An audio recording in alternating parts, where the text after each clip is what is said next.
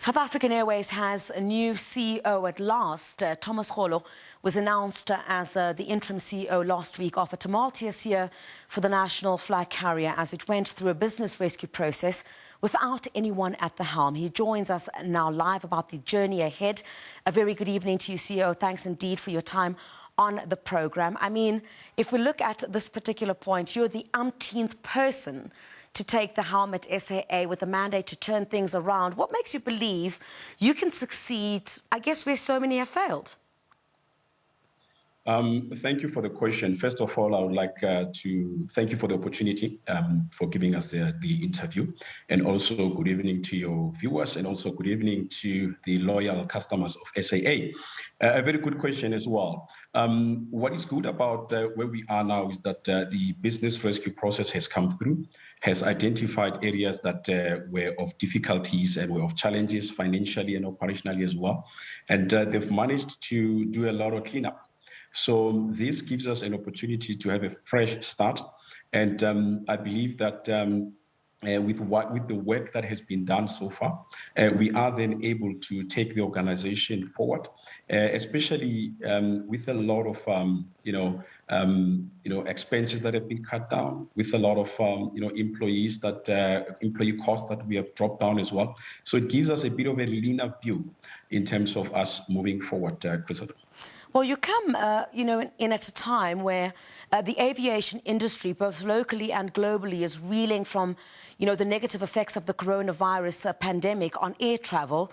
I mean, how do you plan to navigate those challenges and get SAA back in the skies again sooner rather than later? Because those are not just the only problems that SAA is facing.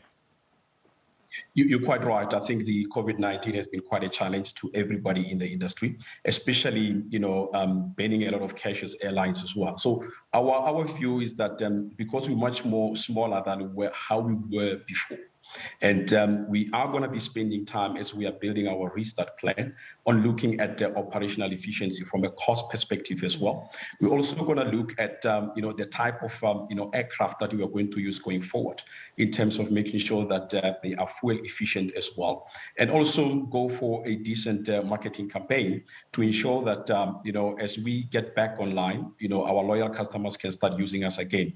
But what I can assure you is that it's not going to be easy. It's going to require the thinking out of the box as well. The way we used to do things in the past is not the way that we need to do things now as we go forward, because the COVID-19 brings a lot of uncertainty. But with the kind of team that we have, management as well, we will then be able to develop that robust, restart plan, taking into account all these factors that I've just mentioned.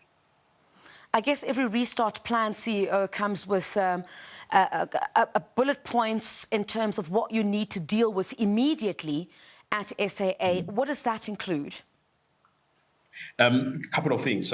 We need to make sure that operationally we are geared up. It means that we need to do training for the pilots that needs to get back in the air. Remember, they've not been flying for quite some time. So we need to make sure that we get that going. Secondly, from a compliance perspective, we need to make sure that we are at the right level from an aviation point of view compliance as well.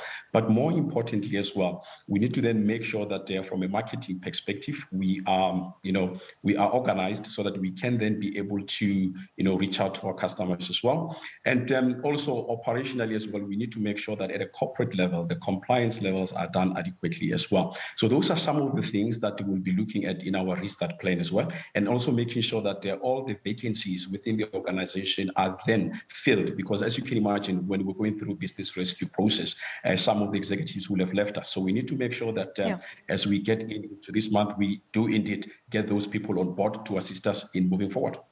Those vacancies, it would be very interesting to know at a time when SAA had lost so many personnel as well. Would this perhaps include some of those who lost their jobs, who, of course, qualify for those positions? Or how is this going to work? There'd been quite a lot said about the previous tenure and how during this business rescue process, many had lost their jobs and the confidence levels, I guess, at SAA had reached an ultimate low.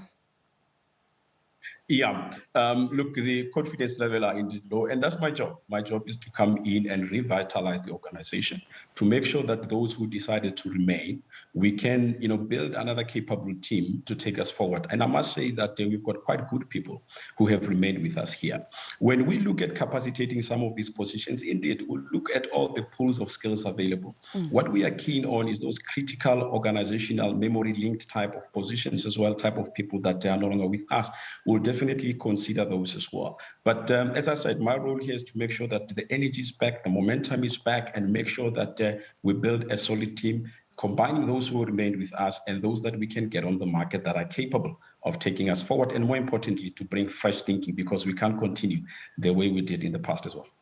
Perhaps in the next 100 days, we should conduct another interview with you, sir, just to find out if you are on that track, which you say you will be on, to try and rescue the situation. Thank you very much indeed for your time. The new CEO of SAA, Thomas Kgolo, thank you very much for joining us on the programme this evening. We'll chat to you again. It's a pleasure. At a much later stage. Thanks indeed. Great.